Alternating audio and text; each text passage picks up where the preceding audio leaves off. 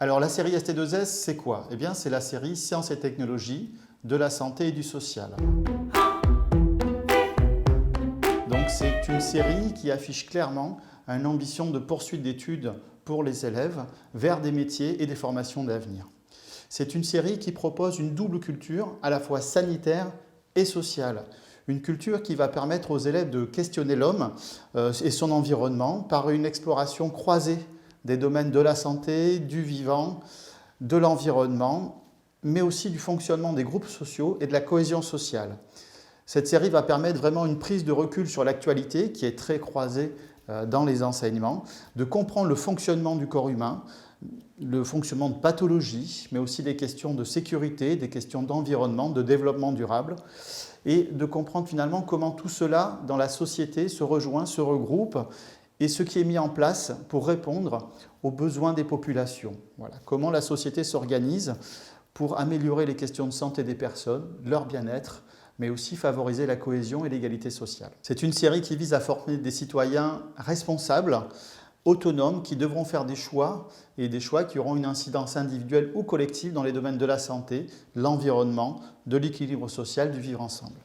Alors c'est une série qui se base sur des démarches qui sont spécifiques à la voie technologique. On va retrouver une démarche scientifique fortement ancrée dans les enseignements, avec de l'observation, de l'analyse, de l'expérimentation, des hypothèses, des vérifications, des mises en œuvre, et ce qu'on appelle la démarche technologique, qui permet de partir du besoin pour comprendre progressivement comment on met des réponses qui sont adaptées à ces besoins.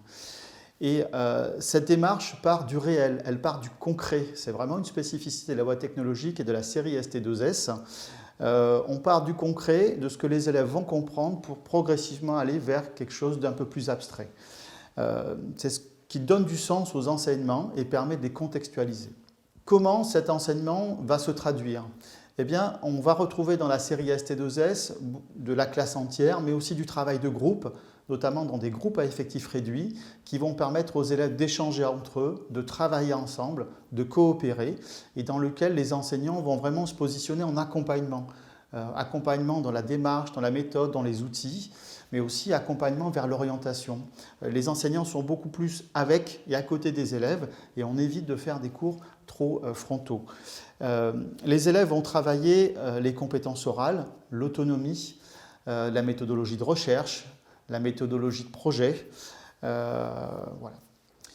Donc au final, c'est une série qui va permettre de développer des savoirs spécifiques, des savoir-faire et des savoir-être qui sont essentiels à la réussite de la poursuite d'études et au métier de demain.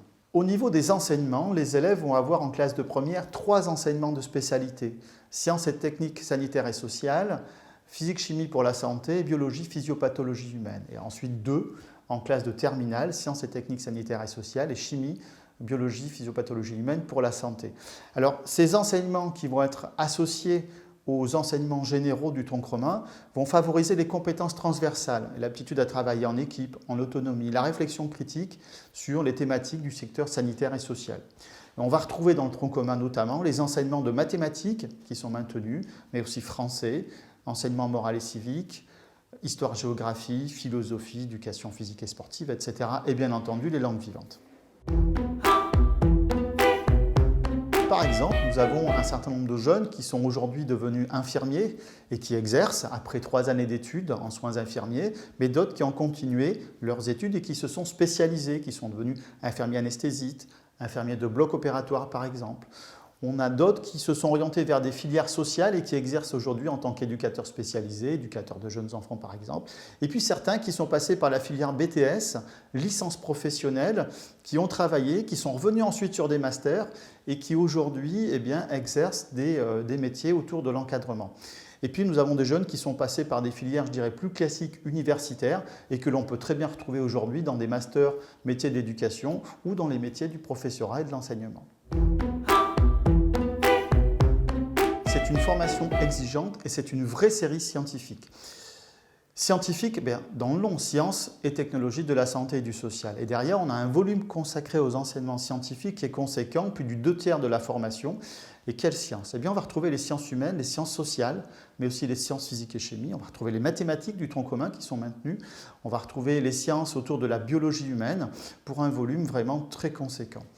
Mais les sciences se matérialisent finalement également dans la démarche que vont travailler systématiquement les élèves, où les objectifs de formation visent à construire une démarche d'analyse appliquée, à travailler, acquérir, mobiliser un vocabulaire technique, scientifique, et à le réutiliser, à le décoder aussi. Tout ça en vue de conforter et renforcer les capacités d'expression, qu'elles soient écrites ou qu'elles soient orales.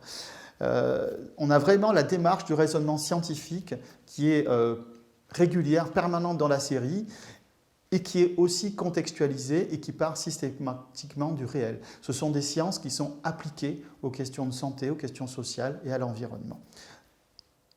Cet enseignement scientifique, je dirais solide, costaud, va permettre une belle poursuite d'études. Donc la formation permet une poursuite d'études vers des champs diversifiés du domaine de la santé, du paramédical, mais aussi du travail social, de l'accompagnement des personnes, de l'expertise de la vie quotidienne également, des soins personnels, de l'environnement. On va retrouver derrière également tout ce qui va permettre et amener les jeunes progressivement vers de la gestion d'équipe et des métiers de l'encadrement intermédiaire. Donc, on est vraiment sur des formations à bac +2, +3 ou plus, qui sont insérantes professionnellement et vraiment sur des métiers de demain et des métiers d'avenir. Est-ce que la voie technologique conduit obligatoirement à des études courtes? Alors aujourd'hui, tous les retours d'élèves nous montrent que nous avons des parcours qui sont plutôt assez longs en raison de cette préparation finalement des élèves à la poursuite d'études. On a donc des jeunes qui vont s'orienter vers des formations à bac +2, surtout BTS, et qui vont chercher parfois une insertion professionnelle directe à l'issue de leur BTS. D'autres qui vont passer par un BTS, enchaîner sur une licence professionnelle et s'insérer, donc là on est sur du 3 ans. Mais aujourd'hui, avec la réforme, je dirais, du supérieur, nous avons beaucoup de formations qui sont déjà à bac +3. Par exemple, la formation d'infirmier, de manipulateur radio, mais aussi certaines formations des métiers du travail social, éducateur spécialisé de jeunes enfants, assistant de service social, sont des formations qui confèrent le grade de licence et qui durent 3 ans. Et puis, nous avons aussi donc les poursuites d'études en IUT. Aujourd'hui, on parle de BUT, bachelor universitaire de technologie, qui vont emmener les élèves vers des formations de 3 ans avec un grade licence. Et toutes ces formations vont comporter des passerelles entre elles et permettre derrière la poursuite d'études pour ceux qui le souhaitent vers des masters ou vers de la recherche pour ceux ensuite qui seront motivés pour le faire.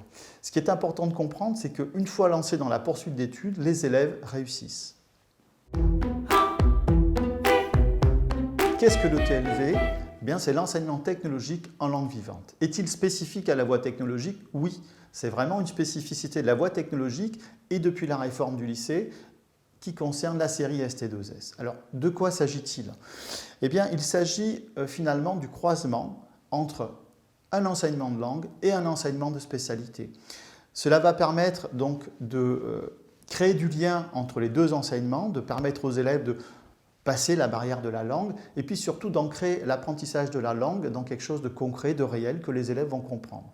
Et en même temps, cela va donner une ouverture culturelle à l'enseignement de spécialité, un regard autre.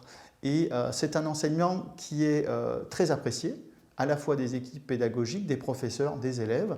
Et c'est surtout la nécessité, une nécessité vis-à-vis du monde professionnel et des études, puisqu'aujourd'hui, l'anglais notamment, par exemple, mais d'autres langues peuvent être choisies, sont nécessaires dans les milieux professionnels. Et donc, le fait de maîtriser un anglais technique est vraiment une plus-value pour les élèves de la série.